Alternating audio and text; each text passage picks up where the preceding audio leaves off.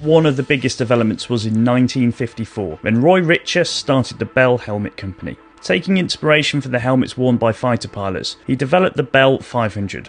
In 1957, the new model, the Bell 500TX, was the first motor racing helmet to pass the newly created Snell standard. This certification was named after William Pete Snell, who was sadly killed in what many considered to be a survivable accident. Some of his friends also happened to be doctors, and they developed a standard to force the progress in helmet safety. The Bell 500TX had a hard fiberglass shell and a non-resilient plastic foam liner.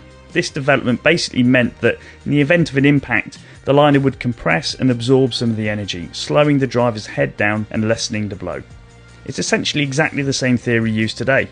A Nomex fire retardant liner was added to the helmets in 1967, which was a unique requirement for racing drivers versus motorcyclists. At the time, fire in race cars was a very real risk. Where a bike rider would be thrown away from the machine, a driver could be trapped in the car. Drivers also started to wear Nomex balaclavas for extra protection. Up to 1968, all helmets were open face models, leaving the driver's face fully exposed. The first helmet with face protection came onto the scene courtesy of Bell, who created the Star. Bell developed it with the help of American F1 driver Dan Gurney, who, due to being taller than most of the drivers, was sick of getting hit in the face by stones.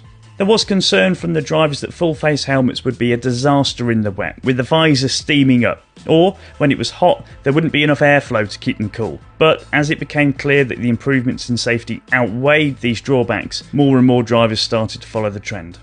The visor covering the helmet's aperture was pretty basic. Some drivers, most notably Ronnie Peterson, favoured running with a peak attached to the visor, as you would find on open-face helmets. This must have created some very odd aerodynamic characteristics, and definitely would not be allowed by modern F1 designers. The 70s saw new brands appear on the scene, with Jebs and the Italian helmet manufacturer AGV, both producing innovative designs.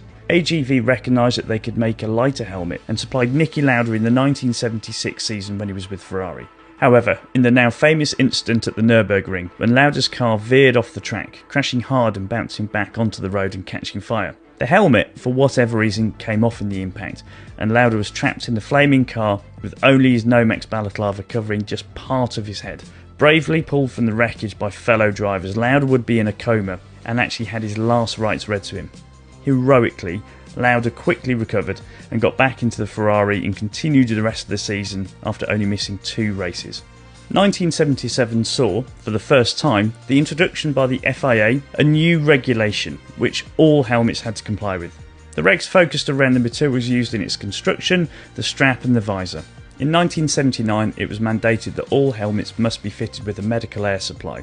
After a series of fiery accidents where drivers were trapped in their cars and died as much by suffocating and smoke inhalation as any other reason. The logic was that if a driver was trapped, the air would provide precious time for them to be rescued.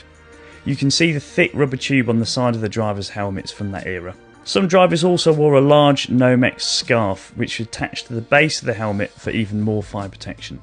In terms of what helmets looked like, there were some striking designs in the 80s. Bell was still popular and evolved its Star model with a few interesting variations, including the narrow aperture of the Bell Star Small Window, the Bell Star Super Small Window, and the unique double aperture of the Bell XF Twin Window. Simpson came onto the scene with the unique Stormtrooper-looking Bandit. But one of the most innovative helmets to be introduced at the time was from French company GPA. The way it fastened made this helmet unique. Instead of the conventional strap, the GPA had a twin horseshoe system which clipped together either side of the chin. This effectively clamped it onto the driver's head.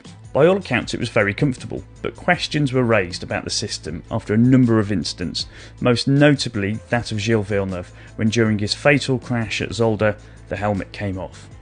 The FAA regulations brought some stability to the design and features of the helmets, and helmets started to look fairly similar. They were all made in pretty much the same way as they were in the 70s, with a solid outer shell, predominantly built from fiberglass, with an expanded polystyrene liner, then a foam and Nomex layer added for comfort. At the time, an F1 helmet could weigh around 2 kilograms. The late 70s and early 80s was the era of the ground effects, and the cornering forces of the cars were insane, even compared to today. Drivers could pull huge G when cornering, and with a 2 kilogram helmet, the driver would be facing enormous forces on their neck. In truth, helmet design for race drivers is a balancing act between making